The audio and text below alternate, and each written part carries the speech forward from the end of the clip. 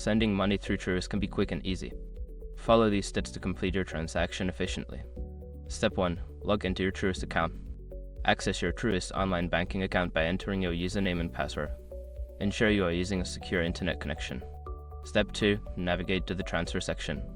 Once logged in, find the transfer or send money option on the main dashboard. This is typically located in a menu or under the banking services section. Step 3. Choose your transfer method. Select the method you want to use for sending money.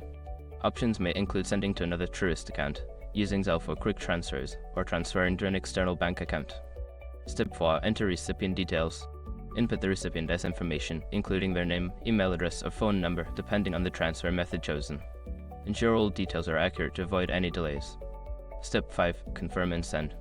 Before filing a refund or dispute, use the s.com link in the description to open the refund dispute deadline calculator and confirm your deadline.